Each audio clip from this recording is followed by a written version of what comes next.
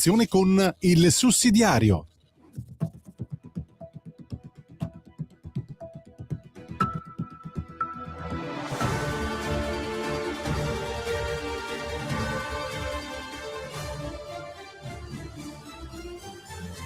Buongiorno e ben ritrovati al TG di Radio Libertà in collaborazione con il sussidiario.tv, oggi giovedì 25 giugno 2026. In apertura, la linea di Matteo Salvini sulla sicurezza nelle stazioni. Più controlli, più divise e più utenti e personale ferroviario. Poi il dossier auto, con la richiesta di superare superbollo e diktat europei.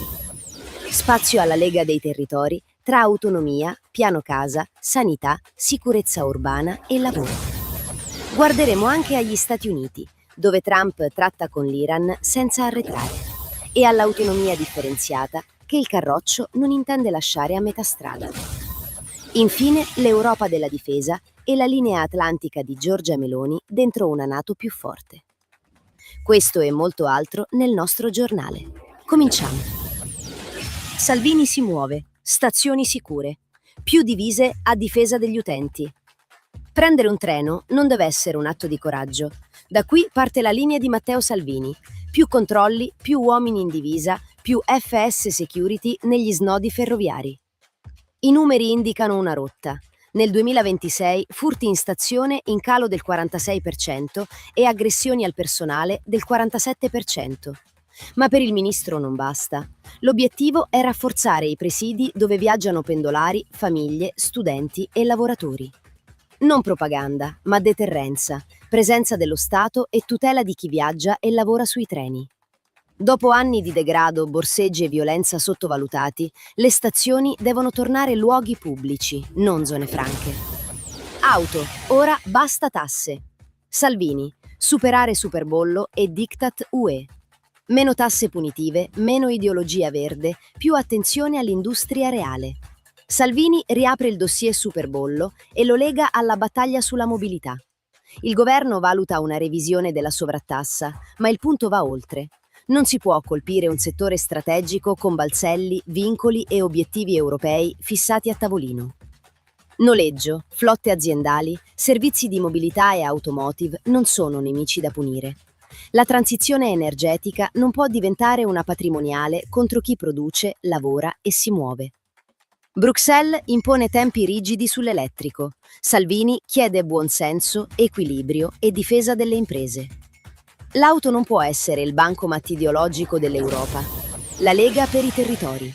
Ecco le priorità del Carroccio. Mentre i retroscenisti cercano divisioni, la Lega lavora sui dossier veri. Prima il tavolo dei territori, le proposte e le esigenze delle comunità locali.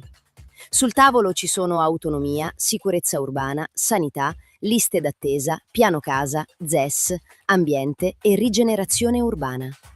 Non chiacchiere da palazzo, ma case, strade, servizi, imprese e lavoro. Il piano casa parla al ceto medio. Non abbastanza povero per ottenere subito una casa popolare, non abbastanza ricco per reggere i prezzi di mercato. La risposta è il recupero del patrimonio pubblico, investimenti e realismo amministrativo.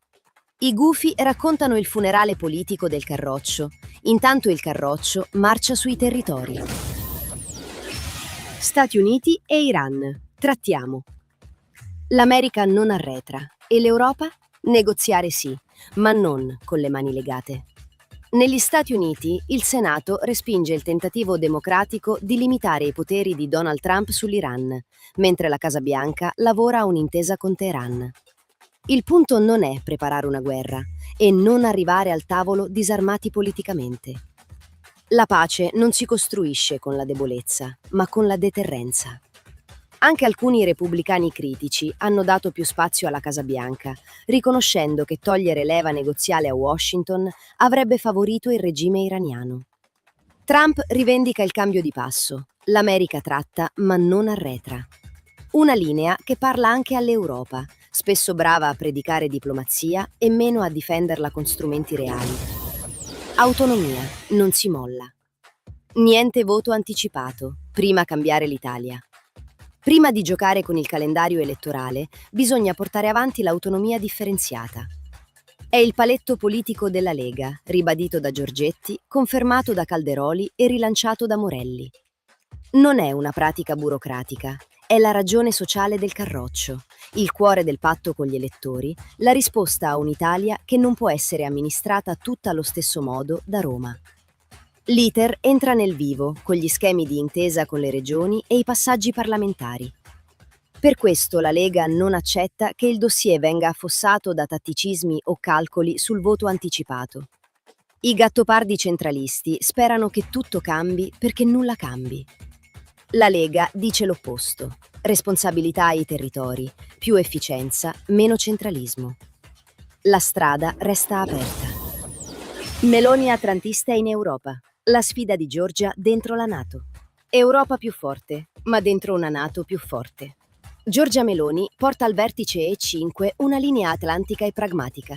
Il legame con gli Stati Uniti resta un pilastro dell'Occidente, ma gli europei devono assumersi più responsabilità sulla difesa.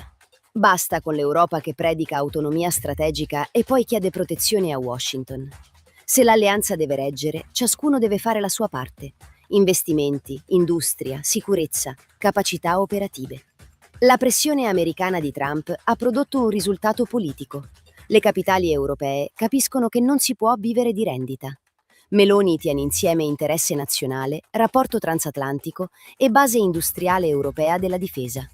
Non europeismo astratto, non anti-americanismo di maniera, responsabilità. Un alleato serio contribuisce. Radio Libertà, in collaborazione con il sussidiario.tv, presenta gli approfondimenti di oggi. Ucraina, niente scorciatoie. Kiev in Europa, ma senza sconti. Solidarietà a Kiev sì, ma l'Unione Europea non è un premio politico da distribuire per emergenza. È un sistema di regole, costi e responsabilità. Su insussidiario.net Marco Zacchera invita a guardare con realismo al dossier dell'adesione ucraina alla UE. Il punto non è voltare le spalle all'Ucraina aggredita, ma evitare che Bruxelles trasformi la guerra in scorciatoia politica, scaricando il conto su agricoltori, imprese, contribuenti e bilancio comunitario. Zacchera ricorda che la maggioranza degli italiani, soprattutto nel centrodestra, chiede procedure normali, non corsie preferenziali. E i numeri pesano. Su 33 tematiche di adesione, Kiev sarebbe sufficiente solo in 10. Aiutare l'Ucraina non significa firmare assegni in bianco, ma difendere l'interesse nazionale. Realismo, non cinismo. Solidarietà, non automatismo. Hezbollah, Stato ombra contro la pace. Il Libano rimane ostaggio dell'Iran. Il Libano mostra cosa accade quando lo Stato arretra e lascia spazio a milizie, apparati paralleli e influenza straniera.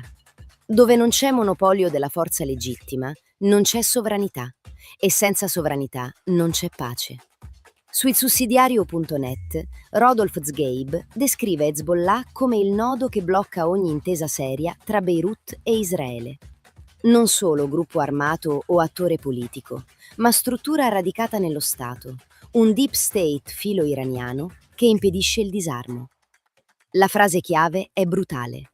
Uno Stato non può tollerare attori armati non statali. Senza pressione su Teheran, Hezbollah resta il braccio armato che tiene il Libano prigioniero. Non bastano comitati e dichiarazioni, servono sovranità, sicurezza dei confini, disarmo dei proxy iraniani e responsabilità politica. E con questo si conclude l'appuntamento con l'informazione del TG di Radio Libertà, realizzato in collaborazione con il sussidiario.tv. Grazie per averci seguito. A domani, stessa ora, sulle frequenze di Radio Libertà. Avete ascoltato il notiziario di Radio Libertà, realizzato in collaborazione